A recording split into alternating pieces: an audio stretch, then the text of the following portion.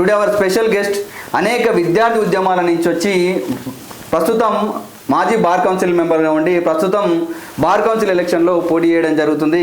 So అతను ఎవరో కాదు, చిలకాని వెంకట్ యాదవ్ గారు. సో చిలకాని వెంకట్ యాదవ్ గారు మనతో పాటు ఉన్నారు. మరిన్ని బార్ కౌన్సిల్ విషయాలకు సంబంధించి మాట్లాడే ప్రయత్నం చేద్దాం. అన్న నమస్తేనా. నమస్తే సార్. ముఖ్యంగా ఇవాళ బార్ కౌన్సిల్ ఎలక్షన్స్ అంటే జనరల్ ఎలక్షన్స్ లాగానే ఇవాళ మొత్తం హోర్డింగ్స్, తర్వాత ప్రచారము, రకరకాల జిల్లాలు తిరుగుతూ కోర్టులు తిరుగుతూ ప్రచారం చేయడం జరుగుతుంది. అసలు ఏంటి బార్ కౌన్సిల్ ఎలక్షన్స్ అంటే ఏంది, దీని ప్రాసెస్ ఎట్లా ఉంటుంది? ముందుగా మీకు ఈ యాదవ్ విజన్ మేనేజ్మెంట్కి, అదేవిధంగా యాంకర్గా ఉన్న మహేష్ యాదవ్ గారికి, ఈ ఛానల్ ద్వారా నాకు మాట్లాడే అవకాశం కల్పించిన ఈ మేనేజ్మెంట్కి, చూస్తున్న వీక్షకులకు అందరికీ కూడా పేరు పేరున నా నమస్కారాలు, కృతజ్ఞతలు. మీకు కృతజ్ఞతలు, వాళ్ళకు నమస్కారాలు. ఓకే. మిత్రుడు అడిగిన దాని ప్రకారం, మహేష్ యాదవ్ గారు అడిగిన దాని ప్రకారం అసలు ఎందుకు ఈ అడావుడి జరుగుతూ ఉంది, బార్ కౌన్సిల్ అంటే ఏమిటి, అసలు బార్ కౌన్సిల్ ఎలక్షన్లు ఏంది, జనరల్ ఎలక్షన్ లాగున్నా ఏందన్న పరిస్థితి అనేది మిత్రులు మహేష్ గారు అడుగుతూ ఉన్నారు. మీ అందరికీ తెలిసిందే, ఈ రాష్ట్రంలో బార్ కౌన్సిల్ అంటే న్యాయవాద మండలి. న్యాయవాద మండలి అంటే ఒక ఎల్ఎల్బి చదువుకున్న ఒక విద్యార్థి, ఒక డాక్టర్ చదువుకున్నట్లయితే, మెడిసిన్ చదువుకున్న విద్యార్థులు ఎట్లయితే మెడికల్ కౌన్సిల్ రిజిస్ట్రేషన్ చేసుకుంటారో, ఎల్ఎల్బి చదువుకున్న వాళ్ళు కూడా వచ్చేసి బార్ కౌన్సిల్ అంటే న్యాయవాద మండలిలో రిజిస్ట్రేషన్ చేసుకుంటారు. ఓకే. రిజిస్ట్రేషన్ చేసుకుంటే వాళ్ళకు లైసెన్స్ ఇస్తారు, ఒక సర్టిఫికెట్ ఇస్తారు. ఓకే. ఇచ్చి నువ్వు యూఆర్ క్వాలిఫైడ్ ఫర్ ప్రాక్టీస్, అంటే నువ్వు ప్రాక్టీస్ చేసుకోవడానికి నువ్వు క్వాలిఫైడ్ అని చెప్పి ఒక సర్టిఫికెట్ ఇచ్చి, అసలు ప్రాక్టీస్ చేసుకునే విధానం ఎట్లా ఉంటుంది, ఎట్లా ప్రాక్టీస్ చేసుకోవాలి, దానికి ఏం రూల్స్ ఉంటాయి, ఎథిక్స్ ఏముంటాయి, ప్రొఫెషనల్ మిస్కాండక్ట్ ఏముంటుంది అని చెప్పి వాళ్ళకు ఓతిస్తారు. ప్రమాణం చేయించి మరి వాళ్ళకు సర్టిఫికేట్ ఇచ్చి పంపుతారు. పంపేటప్పుడే బార్ కౌన్సిల్ యొక్క మేజర్ విధులు ఏమిటాయంటే స్కిల్ టెస్ట్. వాళ్ళందరూ కొత్తగా వచ్చినట్టు వాళ్ళకి ఏంటంటే ఎట్లా ప్రాక్టీస్ చేసుకోవాలనే దాని మీద, సబ్జెక్ట్ మీద, లాంగ్వేజ్ మీద, రకరకాల మీద ట్రైనింగ్ ఇచ్చి పంపడం అనేది అక్కడ ఉన్నటువంటి బార్ కౌన్సిల్లో విధి. ఓకే. సో ఇప్పుడు ఈ ఎన్నికలకు సంబంధించినంత వరకు ఇప్పుడు సబ్జెక్టు కాబట్టి ఇది బార్ కౌన్సిల్ అనేది అది బార్ కౌన్సిల్ అంటే దాని అర్థం అది. ఈ బార్ కౌన్సిల్ అనేది ఎట్లా ఉంటుందంటే మొత్తం 15,000 మంది కంటే న్యాయవాదులు ఎక్కువ ఏ రాష్ట్రంలో ఉంటే అక్కడ 25 మంది సభ్యులు దానికి ఎన్నిక అవుతారు. ఓకే. ఈ ఎన్నిక విషయం మొత్తం కూడా ఈ రాష్ట్రంలో 35,000 పైచీలు కోట్లు ఉన్నాయి. ఈ 35,000 మంది ఓటర్లు ఓట్లు వేస్తే 25 మంది మెంబర్స్ ఎన్నిక అవుతారు. ఆ ఎన్నిక విధానం ఏంటంటే ప్రిఫరెన్షియల్ సిస్టమ్ విధానం ఉంటుంది. ప్రిఫరెన్షియల్ సిస్టమ్ విధానం అంటే 209 మంది ఇప్పుడు పోటీలో ఉన్నారు. 209 మందిలో ఎలిమినేషన్ ప్రాసెస్ అంటే టాప్ టు డౌన్ అంటే 203 మంది మిగిలి ఉన్నారు. 203 మంది లిస్టు తయారు చేసి లీస్ట్ ఎవరైతే ఓట్లు ఉంటాయో వాళ్ళని ఎలిమినేట్ చేసుకుంటే ఎమ్మెల్సీ ఎట్లా ఎన్నికలు ఎట్లా ఉంటుందో అట్లా టాప్ 25 మెంబర్స్ని తీస్తారు. ఇప్పుడు వచ్చినప్పుడు ఏమైపోయిందంటే ఉమెన్ రిజర్వేషన్ వచ్చింది. ఉమెన్ రిజర్వేషన్ వచ్చిన తర్వాత ఓపెన్ కేటగిరీలో 18 మందిని ఈ ఎలిమినేషన్ సిస్టంలో తీసుకొచ్చిన తర్వాత ఒక 5 మెంబర్స్ని ఎలిమినేషన్ సిస్టంలో ఉమెన్ తీస్తారు. ఒక 2 కోఆప్షన్ సిస్టంలో చేయమని చెప్పి సుప్రీంకోర్టు చెప్పింది. కాబట్టి ఈ విధంగా ఉంటుంది. ఈ 25 మంది కలిసి చైర్మన్, వైస్ చైర్మన్ని, ఆల్ ఇండియా బార్ కౌన్సిల్ మెంబర్ని ఎన్నుకుంటారు. ఇది దాని యొక్క నిర్మాణం. అడ్వకేట్స్ యాక్ట్ 1961 ఒక యాక్ట్ ఉంది. ఆ యాక్ట్ ప్రకారం మనం బార్ కౌన్సిల్ పనిచేస్తుంది. ఆ యాక్ట్ ప్రకారం బార్ కౌన్సిల్ 1961లో ఏర్పడితే ఈ మన బార్ కౌన్సిల్కి సంబంధించి ఒక బైలా ఉంటుంది. ఆ బైలా 1961 తర్వాత ఉన్నటువంటి అప్పుడు 100-200 మంది 300 మంది ఎంతమందిలో మనకు తెలియదు, కానీ అప్పుడున్న పెద్ద మనుషులు ఒక బైలా రాసుకుంటారు.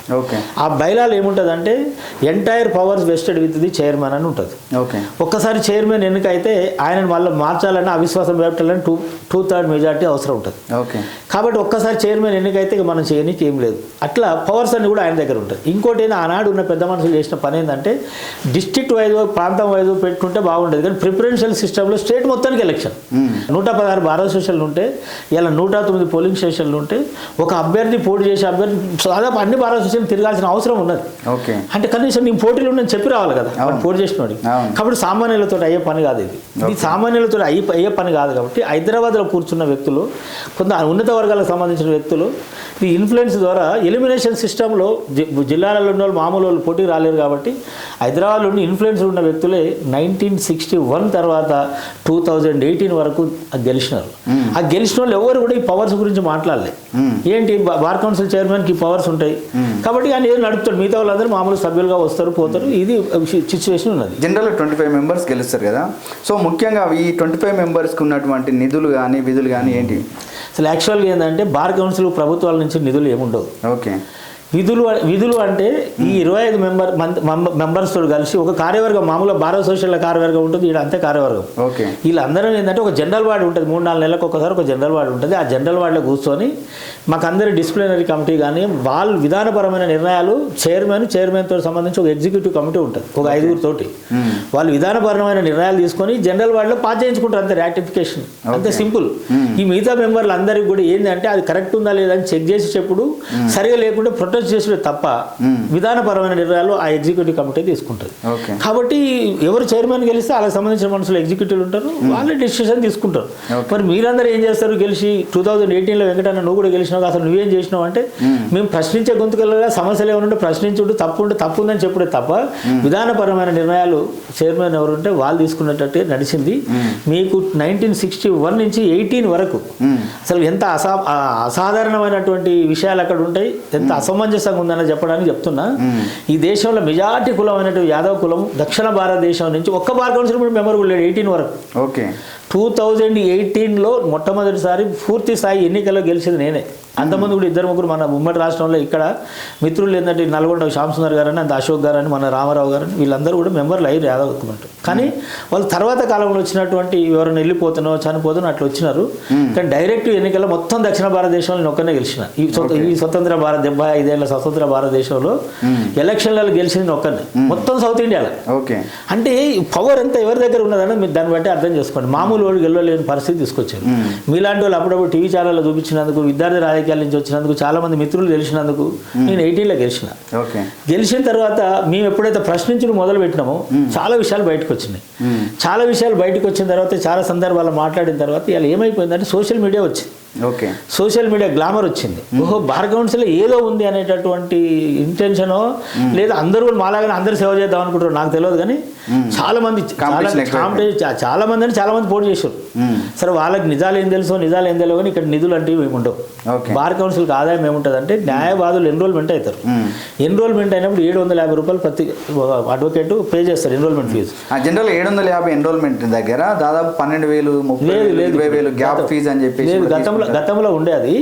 ఇప్పుడు ఎన్రోల్మెంట్ ఫీజు 750 రూపాయలు. గ్యాప్ ఫీజు అనేది ఏంటంటే ఆ అడ్జస్ట్మెంట్ కోసం, సర్టిఫికెట్లు చెప్పడం కోసం అని వీళ్ళు కొంత తీసుకుంటున్నారు. సరే, కానీ ఎన్రోల్మెంట్ ఫీజు మాత్రం 750 రూపాయలు. ఆ 750 రూపాయలతో వచ్చినటువంటి డబ్బులతోటి ఈ అడ్మినిస్ట్రేషన్ నడుస్తుంది. సెక్రటరీ నుంచి స్వీపర్ వరకు జీతాలు, పెన్షన్లు, మంచి చెడు దాంట్లోకి వెళ్ళిపోతాయి. అది దానికి సంబంధించి ఆదాయం. ఇప్పుడు అందరం మేము టికెట్స్ కడతాం.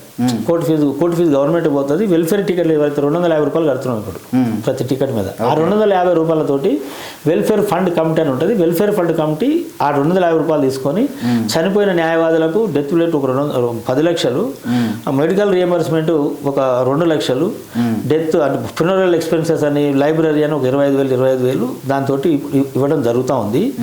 ఇవే నిధులు తప్ప వేరే నిధులు ఏమి ఉండవు. ఓకే. అసలు దానికి నిధులు ప్రభుత్వాలు నిధులు ఇచ్చేది లేదు, వేరే దగ్గర వచ్చే నిధులు లేవు. మేము కట్టిన డబ్బుల్ని మేనేజ్ చేసి వాళ్ళు ఇస్తుంటారు. అలా కొన్ని అవకతవకలు జరిగినాయి అంటే జనరల్ ప్రతి సిస్టంలో అవకతవకలు ఉంటాయి. ఇక్కడ కూడా అవకతవకల గురించి మాట్లాడే సందర్భం ఇది కాదు. కానీ ప్రతి సిస్టంలో కొన్ని ఉండొచ్చు, దాన్ని కాదనట్లే. కానీ పెద్ద ఎత్తున అవకతవకలు జరిగి 100 కోట్లు పంచుకొని 1,00,000 కోట్లు సంపాదించుకుని అసలు పరిస్థితి లేదు. ఉన్నదే ఒక అకౌంట్లో 24 నిన్న మొన్న చూసిన నేను, నా దగ్గర అకౌంట్స్ కూడా ఉన్నాయి. ఒక అకౌంట్లో 13 కోట్లు ఉన్నాయి, ఒక అకౌంట్లో 20 కోట్లు ఉన్నాయి. లాస్ట్ ఇయర్ 186 మంది 190 మంది చనిపోయారు. అంటే ఈ సంవత్సరం 200 మంది చనిపోతే 200 × 10 అండి, అంటే 20 కోట్లు పోతే అసలు డబ్బులు కూడా ఉండవు. మెడికల్ రియంబర్స్మెంట్ చేయడానికి అవకాశం లేదు. This is the financial situation of the bar council. అక్కడ అడ్మినిస్ట్రేషన్ సరిగా లేదు, లేకపోతే ఇంకోటి లేదంటే ఆ నియామకాలన్నీ కూడా ఎవరు అధికారంలో ఉంటే వాళ్ళకి సంబంధించిన వ్యక్తులను పెడతారు. బార్ కౌన్సిల్ వరస్ట్ ఉన్న సిచ్యువేషన్ ఏంటంటే అడ్మినిస్ట్రేషన్ సంబంధించిన విషయం. ఎందుకు అట్లా ఉంటుంది అంటే ఎవరు అధికారంలో ఉంటే వాళ్ళకి సంబంధించిన వ్యక్తులని అక్కడ ఉద్యోగాలు ఇస్తారు. There is no reservation, there is no merit. అంటే చైర్మన్లు కూడా 20 ఏళ్ళు 25 ఏళ్ళు వాళ్ళే కొనసాగుతారు అనేది కూడా చర్చ నడుస్తుంది. అదే చెప్పబోతున్నాను. ఇప్పుడు ఏంది, వాళ్ళకి సంబంధించి ఎవరైనా అధికారంలో ఉన్నా అనుకోండి. ఇప్పుడు నేను అధికారంలో ఉన్నా, మీరు నాకు మిత్రుడు, బంధువు, తమ్ముడు ఎవరైతే నేను తీసుకుపోయి అలా కాంటాక్ట్ ఎంప్లాయ్ పెడతా ఫస్ట్ కొద్ది రోజులు. ఓకే. కొద్ది రోజులు పెట్టేసి బాగా సేవ చేసిన 6 నెలలు నేను చాలా కష్టపడ్డాడని చెప్పి నేను రెగ్యులరైజ్ చేసేస్తా. ఆ రెగ్యులరైజ్ చేసే అధికారం ఆ బైలా ప్రకారం ఆ చైర్మన్కి ఉంది. This is a difficulty to the bar council అడ్మినిస్ట్రేషన్కి వచ్చిన ఇబ్బంది. ఓకే. నేను నా ఎజెండా ఈ టీవీ ఛానల్ చూస్తున్న మిత్రులందరూ కూడా నా ఎజెండా ఏంటంటే పవర్స్ ఆర్ సెంట్రలైజ్డ్ అయి ఉన్నాయి, డీసెంట్రలైజ్డ్ పవర్స్ కాకపోతే, చైర్మన్ చేతులు ఉన్న విస్తృత అధికారాలు మారకపోతే, తెలంగాణ బార్ కౌన్సిల్లో ఉన్నటువంటి బైలా చేంజ్ కాకపోతే, ఒక్కోసారి ఒకటి గెలిచిందంటే దానికి ఎండ్ అయిపోయినట్టే. ఒక ఆయన 20 ఏళ్ళు 25 ఏళ్ళు 30 ఏళ్ళు ఉన్నాడంటే 3 టర్ములు ఉన్నాడు. ఇప్పుడు చైర్మన్ 3 టర్ములు ఉన్నాడు. ఆయన అందరూ ఓట్లు వేస్తుంటే చైర్మన్ అయ్యిండు. 3 టర్ములు ఉన్నట్టు నేనేం చేయగలుగుతాను, నువ్వేం చేయగలుగుతాను? నేను చెప్తున్నాగా, మొత్తం దక్షిణ భారతదేశంలో మొట్టమొదటి బార్ కౌన్సిల్ మెంబర్ నా సామాజిక వర్గం నుంచి. ఇంత పెద్ద కులం నా కులం. యాదవ్ దేశం మొత్తంలో అక్కడ ఉత్తరప్రదేశ్లో ఉన్నారు. ఉత్తరప్రదేశ్లో యాదవ్ కుల సామాజిక నుంచి ఒక బార్ కౌన్సిల్ చైర్మన్ అయితే అమ్మాయిని కాల్చి చంపారు ఓరలేక. యాదవ్ సామాజిక వర్గానికి సంబంధించిన ఒక అమ్మాయి బార్ కౌన్సిల్ చైర్మన్ అయితే ఓరలేక కాల్చి చంపారు. అమ్మని గెలిచిన రోజే ప్రొసెషన్ తీసుకుంటే కాల్చి చంపారు. సో ఇట్లా మొత్తం దక్షిణ భారతదేశంలోనే మొట్టమొదటిసారి గెలిచే పరిస్థితి 75 ఏళ్ల స్వతంత్ర భారతదేశంలో ఉంటే, ఈ ఇమాజిన్ ఒక ఆయన 25 ఏళ్ళు ఉంటే ఆయనకు అవకాశం ఉంది. ఆయన సామాజిక వర్గం ఉంది, ఆయనకు సంబంధించిన రకరకాలు ఆయన ఉన్నాడు. దాన్ని ఇన్నేళ్ళు ఉంటే ఎట్లా అంటే, ఇన్నేళ్ళు ఆయనకు అవకాశం ఉంది కాబట్టి చట్టం అట్లా ఉంది. అందుకోసం ఏం చేయగలగాలి? నాలాంటోడు నీలాంటోడు చదువుకున్న వాళ్ళు సామాజిక వర్గాల నుంచి వచ్చినటువంటి, ఇప్పుడైతే సోషల్ మీడియా వచ్చింది, మిత్రులందరూ వచ్చారు. ఇప్పుడు ఏం చేయాలి? ఇప్పుడన్నా ప్రశ్నించే గొంతుకలను, నాలాంటి ప్రశ్నించే గొంతుకలను గెలిపించాలి. ఇప్పుడు కూడా మళ్ళీ జనరల్ ఎలక్షన్ల లాగా ఓటింగ్ వాడు పెద్ద ఓటింగ్ పెట్టిండని జరగాల్సిన ఎలక్షన్స్ ఇవాళ హోర్డింగ్స్ పెట్టేసి ఒక మొత్తం ఏదో రాజకీయ కోణాలనే చూస్తున్నారు తప్ప ఇవాళ ఒక లాయర్స్ అడ్వకేట్స్ ఆ గుర్తింపు ఉంటుందంటారా జనరల్? అదే చెప్తుండే. ఇవాళ మన మిత్రులందరూ కూడా ఆలోచించాల్సింది ఏంటంటే, న్యాయవాదులు అంటే ప్రొఫెషనల్ డిగ్నిటీ ఉండాలి.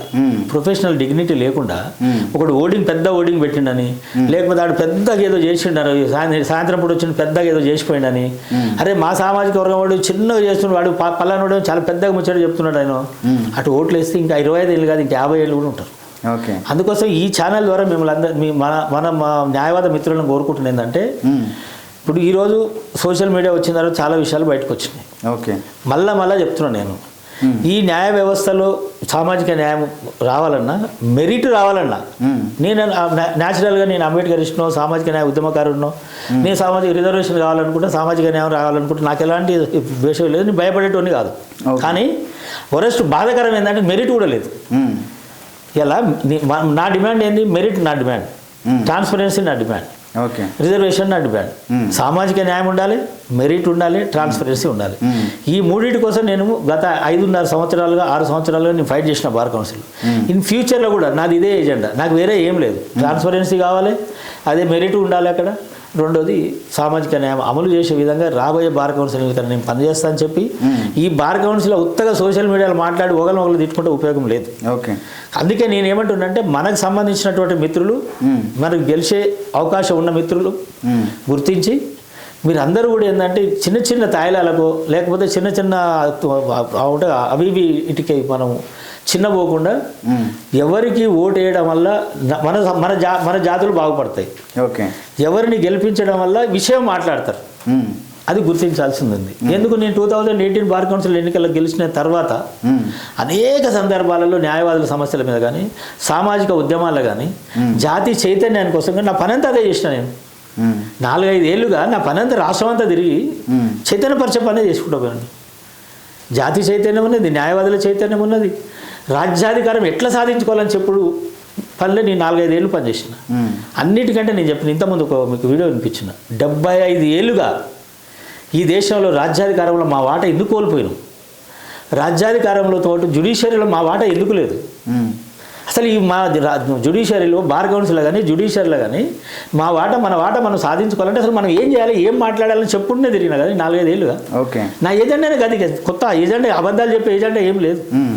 నా ఎజెండానే రాజ్యాధికారంలో మన వాటా సాధించాలంటే, రాజ్యాధికారంలో వాటాలో భాగమే బార్ కౌన్సిల్లో మన వాటా, బార్ కౌన్సిల్లో మన వాటాలో భాగమే జ్యుడిషియరీలో కూడా మనము న్యాయమూర్తులం కావాలి, మనము జడ్జిలం కావాలి. మనము అంటే ఎవరు అని చాలామంది మిత్రులు అడగొచ్చు. అనగారిన వర్గాలని చెప్తున్నా, పేదలని చెప్తున్నా, గ్రామీణ ప్రాంతాల నుంచి న్యాయవాదులు అని చెప్తున్నా.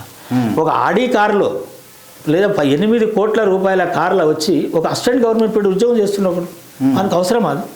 అంటే ఏంది దాని ఉద్దేశం? సామాన్యులకు అవకాశాలు వస్తే ఆడు కూడా ఇంత బతుకుతాడు కదా, వాడు కూడా ఇంత అవకాశం వస్తుంది కదా, దాన్ని ప్రశ్నించాలి మనం. ఓకే. జ్యుడిషియరీ ఇండిసిప్లిన్ ఎక్కడైతే ఉన్నదో దాన్ని ప్రశ్నించాలి కదా, దానికోసం పని చేద్దామని చెప్పి మీ అందరికి కూడా మిత్రులందరూ నీ ద్వారా విజ్ఞప్తి చేస్తున్నా. ఫైనల్గా సామాజిక న్యాయం విషయానికి వస్తే ఇవాళ మహిళలకు రిజర్వేషన్లు అంటున్నారు. మరి ఎస్సీ ఎస్టీ బీసీల నుంచి ఇప్పుడిప్పుడే ఎడ్యుకేషన్ మొదలవుతున్న తరుణంలో ముఖ్యంగా కోర్టుల విషయానికి వస్తే అడ్వకేట్స్ కూడా చాలామంది ప్రాక్టీస్లో కూడా కొంత వెనుకబడి ఉన్నారు. వాళ్ళు కొంత రిజర్వేషన్ ఎస్సీ ఎస్టీ బీసీలకు కూడా కల్పిస్తే వాళ్ళు కూడా కొంత ముందుకు వచ్చే అవకాశం ఉంది. బట్ అట్లా కల్పిస్తున్నారా? దురదృష్టం ఏంటంటే సుప్రీంకోర్టు యొక్క నిర్ణయంలో కూడా అంటే వ్యక్తిగతంగా నాకైతే కొద్దిగా బాధ ఉంది. నేను సుప్రీంకోర్టు నిర్ణయాన్ని, చీఫ్ జస్టిస్ గారి నిర్ణయాన్ని జ్యుడిషియరీ డిసిప్లిన్ ఉండే వ్యక్తిగా నేను చెప్తున్నాను. నేను దాన్ని విమర్శించలేను, కానీ మాకు బాధ ఉన్న మాట నిజం. ఒక తీర్పు వచ్చినప్పుడు బాధపడే హక్కు నాకు కూడా ఉంది. ఎందుకంటే ఉమెన్ రిజర్వేషన్ ఇస్తున్నటువంటి సుప్రీంకోర్టు ఎస్సీ ఎస్టీలకు ఆల్రెడీ కాన్స్టిట్యూషనల్ ప్రొటెక్షన్ ఉంది. ఎమ్మెల్యేలు, ఎంపీలు, ఐఏఎస్, ఐపీఎస్ వాళ్ళకు రిజర్వేషన్ ఉంది. మరి బార్ కౌన్సిల్ ఎస్సీ ఎస్టీలకు రిజర్వేషన్ ఇస్తే పోయేది. ఉమెన్ రిజర్వేషన్ కూడా ఎస్సీ ఎస్టీలకనే కనీసం ఇచ్చి ఉంటే నిజంగా జస్టిఫికేషన్ ఉండేది. మరి సుప్రీంకోర్టు ఎందుకు ఆలోచించలేదో తెలియదు, కానీ సుప్రీంకోర్టు నిర్ణయం ప్రకారం మహిళలకు రిజర్వేషన్ వస్తున్నది. I'm welcome to the women reservation. ఒక తల్లి బాగా ఉంటే ఇంట్లో మొత్తం కుటుంబం బాగుపడుతుందని నమ్మేటోళ్ళు నేను ఒకని. కాబట్టి ఎక్కువ మంది అమ్మాయిలు బార్ కౌన్సిల్కి ఎన్నికైతే నిజంగా బార్ కౌన్సిల్ కూడా మంచిగా ఉంటుందని నేను నమ్ముతున్నా. సరే, అమ్మాయిలు ఏ కులం వాళ్ళు, అప్పర్ కాస్ట్ వల్ల, ఎస్సీ ఎస్టీలు అనేది అనుకుంటే మహిళలు ఎంతమంది ఎక్కువ బార్ కౌన్సిల్కి ఎన్నికైతే నిజంగా బార్ కౌన్సిల్ బాగుంటుందని నేను నమ్ముతున్నా. సో ఐఎమ్ వెల్కమ్, నేనైతే వెల్కమ్ చేస్తున్నా women reservation. Thereafter we discuss about the SC ST BC women reservation మంచి దాని తర్వాత మాట్లాడతాం. ఇప్పుడు ఈ సందర్భం అయితే అది సందర్భం కాదు కాబట్టి నేను మాట్లాడతాను. ఫైనల్గా ఒక చిలకాని వెంకట్ యాదవ్ గారికి వాళ్ళ అడ్వకేట్స్ అందరూ కూడా ఓట్ వేయాలంటే మెయిన్గా చూడాల్సినటువంటి ఏం చేశారు మీరు సేవలు? అంటే వెంకట్ యాదవ్కి ఎందుకు ఓటు వేయలేదనడానికి ఈ రాష్ట్రంలో ఉన్న 35,000 మంది మిత్రులకు ఒక విజ్ఞప్తి చేస్తున్నా. నేను చిలకాని వెంకట్ యాదవ్, నా సీరియల్ నెంబర్ 189. ఓకే. నేను 1993 నుంచి 1993 నుంచి నేను లీగల్ ప్రొఫెషన్లో ఉన్నా. అనేక సందర్భాలు 4 టర్ములు, అంటే ఒక 2 టర్ములు గవర్నమెంట్ పీరియడ్, 2 టర్ములు స్టాండింగ్ కౌన్సిల్ చేసిన. నాకు ఎక్కడ చిన్న మచ్చ ఉండదు. నేను in principle against the corruption.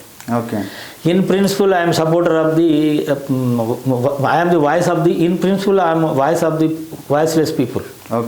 నేను ప్రశ్నించే గొంతుకనే. నేను విద్యార్థి రాజకీయాల నుంచి వచ్చిన మీరే చెప్పారు. నేను హై స్కూల్ విద్యార్థి సంఘం అధ్యక్షుడి నుంచి మొదలైన హై స్కూల్ విద్యార్థి సంఘం అధ్యక్షుడు కూడా గెలిచిన, డిగ్రీ కాలేజ్ అధ్యక్షుడిగా గెలిచిన, తర్వాత బీఎడ్ కాలేజీలో అధ్యక్షుడిగా చేసిన. అనేక సంఘాలలో అనేక సందర్భాలు నా 59-60 ఏళ్ల వయసులో సుమారు 50 ఏళ్ళుగా 47-48 ఏళ్ళుగా ఉద్యమాలనే ఉన్నాను. నేను నా జీవితం అంతా అక్కడే సరిపోయింది. నేను ఏ రోజు కూడా ముఖం మూసుకొని పండుకునేటోని కాదు. తెలంగాణ ఉద్యమంలో హైయెస్ట్ కేసులు బహుశా నా మీద ఉన్నాయి. ఇప్పటికి కూడా కొన్ని కేసులు ఇంకా కొనసాగుతూనే ఉన్నాయి. అంటే నేనేమంటున్నంటే తెలంగాణ ఉద్యమం చేసిన ఎక్స్పీరియన్స్ ఉన్న నాకు, సామాజిక ఉద్యమాలు చేసిన ఎక్స్పీరియన్స్ ఉన్న నాకు, విద్యార్థి రాజకీయాల నుంచి వచ్చిన నాకు న్యాయవాదుల సమస్యల పరిష్కారం కోసం కొట్లాడడం నాకు కష్టమే కాదు. తప్పకుండా రేపు రాబోయే రోజులలో న్యాయవాదుల ప్రధాన సమస్యలను హెల్త్ కార్డు సమస్య ప్రాబ్లం ప్రధానంగా ఉంది. మిడిల్ ఏజ్కి వస్తే న్యాయవాదులందరూ కూడా హెల్త్ ప్రాబ్లమ్స్ వస్తున్నాయి. కాబట్టి హెల్త్ కార్డు మీద కాన్సన్ట్రేట్ చేస్తానని, జూనియర్ న్యాయవాదులకు స్టైఫండ్ కోసం, స్కాలర్షిప్ కోసం గట్టిగా ప్రయత్నం చేస్తానని చెప్పి, అదేవిధంగా న్యాయ వ్యవస్థతో పాటు బార్ కౌన్సిల్లో సామాజిక న్యాయం, మెరిట్ కోసం నేను గట్టిగా పోరాడతానని చెప్పి, ట్రాన్స్పరెన్సీ కోసం కూడా కొట్లాడతానని చెప్పి తెలియజేస్తున్నా. ప్రశ్నించే గొంతుకనే నేను ప్రశ్నిస్తూనే ఉన్నా, మళ్ళీ ప్రశ్నిస్తా. ఆ ప్రశ్న ద్వారానే ఈ సమాజం మార్పులో భాగంగా జ్యుడిషియరీలో కానీ బార్ కౌన్సిల్లో మార్పు చేయడానికి ప్రయత్నం చేస్తా. నన్ను ఎరిగిన మిత్రులందరికీ తెలుసు నేను ఎవరు, తెలియని మిత్రులు ఎవరున్నా తెలుసుకొని నేను ఈ వీడియో ద్వారా కూడా నేను నా గురించి కొన్ని విషయాలు చెప్పిన అనుకుంటున్నా. తప్పకుండా మిత్రులు ఎవరు అపార్థం చేసుకోవద్దు, తప్పుగా అర్థం చేసుకోవద్దు, జెలసీ ఫీల్ కావద్దు. కొంతమంది మిత్రులు ఏంటంటే జెలసీ ఫీల్ అవుతున్నట్టు అక్కడక్కడ కనపడుతుంది. మీకు ఎంత అన్యాయం అంటే కొంతమంది మిత్రులు నాకు సపోర్ట్ చేసే వాళ్ళని బెదిరిస్తారు. ఇది నేనంటే అసలు ఎంత చిన్న విషయం. నువ్వు ఎట్లా పలానా వాళ్ళకి ఓటు అడుకోవాలి కానీ పలానా ఓటు వేయొద్దు అనేటువంటి దుర్మార్గులు కూడా ఈ సమాజంలో ఉన్నారు. నా వరకు నేను ఎన్నికల్లో గెలిచినా గెలవకపోయినా నేను ఓట్లు అడుగుతున్నా. మిమ్మల్ని అందరినీ ఫస్ట్ ప్రిఫరెన్షియల్ ఓటు ఏమని అడుగుతున్నా. మీ అందరి ఫస్ట్ ప్రిఫరెన్షియల్ ఓటుతో ఫస్ట్ రౌండ్లో గెలవాలని నమ్మకంగా ఉన్నా, గెలుస్తారని నమ్మకంగా ఉన్నా, గెలవాలని మీ అందరి ఆశీర్వాదం కావాలని నేను అడుగుతా ఉన్నా. ఈ ఆశీర్వాదంతో గెలిచి తప్పకుండా న్యాయవాదుల సమస్యల పరిష్కారం కోసం ముందుండి కొట్లాడతానని చెప్పి మీ అందరికీ మళ్ళొకసారి నా సీరియల్ నెంబర్ 189 ఫస్ట్ ప్రిఫరెన్షియల్ ఓటేసి గెలిపించాల్సిందిగా కోరుకుంటున్నా. అంటే ఫైనల్గా మీతో పాటు 208 మెంబర్స్ అయితే పోటీలు ఉండడం జరిగిందన్న. సో వాళ్ళకి ఎలాంటి సందేశం ఇవ్వాలనుకుంటున్నారు? 209 నుంచి కొంతమంది వాళ్ళ నామినేషన్స్ పోయిన తర్వాత 203 పోటీలో ఉన్నారు. మీరు అడిగిన దాని ప్రకారం నేను అందరి మిత్రులకు నేను బీయింగ్ బార్ కౌన్సిల్ మెంబర్గా ఎక్స్పీరియన్స్డ్ మెంబర్గా మీ అందరికీ నా రిక్వెస్ట్ ఏముందంటే బార్ కౌన్సిల్లో ప్రభుత్వాలు ఇచ్చే నిధులు లేవు. ఆడ మనం చేసేటటువంటి పెద్ద వేరే రకమైనటువంటి ఎమ్మెల్యేలు ఎంపీలకు ఉన్నటువంటి నిధులు లేవు.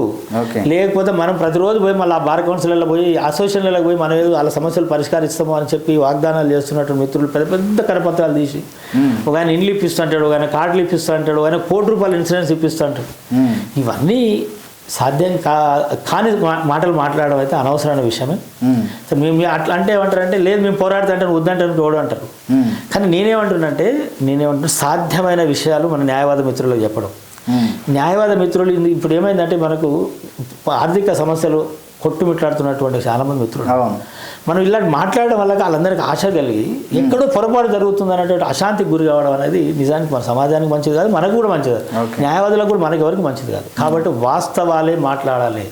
వాస్తవాలు మాట్లాడి మనం ఓటు అడిగితే నిజంగా నేను గుర్తిస్తే నీకు ఓటేస్తారు.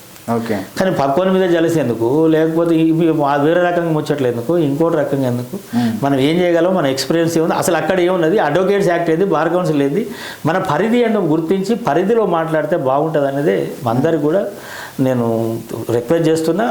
మన పరిధి తీసుకొని పరిధి పద్ధతి ప్రకారం ఉంటే ఆ పరిధి ప్రకారం మనం పనిచేయడానికి ఆస్కారం ఉంటుంది. నువ్వు పెద్ద పెద్ద వాగ్దానాలు చేస్తే ఇప్పటికి వచ్చినాక అసలు ఛాన్సే లేదు కదా. అందుకోసం అది ఆలోచించి డిగ్నిఫైడ్గా నిమ్మలంగా ప్రశాంతంగా ఎలక్షన్ చేసుకోవాలని చెప్పి ఎవరు గెలిచినా గెలవకుండా రేపు పొద్దున లేచి మళ్ళీ అందరం కలిసి ప్రాక్టీస్ చేసుకోవాల్సిందే. ప్రాక్టీస్ మీద బతికే వాళ్ళమే కాబట్టి అందరూ కూడా ప్రశాంతంగా ఉండి ప్రశాంతంగా పనిచేసుకోవాలని చెప్పి అందరూ కూడా నేను రిక్వెస్ట్ చేస్తున్నా. అదే నా సిట్టింగ్ బార్ కౌన్సిల్ మెంబర్గా నా యొక్క రిక్వెస్ట్ అనొచ్చు, సలహా అనొచ్చు, వాళ్ళు ఎట్లా తీసుకుంటే అట్లా. చూశారు కదా, బార్ కౌన్సిల్ ఎలక్షన్కి సంబంధించి పూర్తి వివరాలు అయితే మనకి ఇవ్వడం జరిగింది. సో చలకాని వెంకట్ యాదవ్ గారి నెంబరు, సీరియల్ నెంబర్ వచ్చేసి 189 నెంబర్స్కి ఫస్ట్ ప్రిఫరెన్స్ ఓటు ఇవ్వమని వాళ్ళు రిక్వెస్ట్ చేయడం జరుగుతుంది. కాబట్టి ఈ వీడియో చూస్తున్నటువంటి న్యాయవాదులందరూ కూడా 189 సీరియల్ నెంబర్కి ఓటేస్తారని కోరుకుంటూ మరింత మంది ముఖ్య వ్యక్తులతో మీ ముందుకు వచ్చే ప్రయత్నం చేస్తాను. కాబట్టి చూస్తూనే ఉండండి మా యాదవ్ విజన్ ఛానల్. మా యొక్క ఛానల్ని లైక్ చేయండి, షేర్ చేయండి, సబ్స్క్రైబ్ చేయండి. Thank you.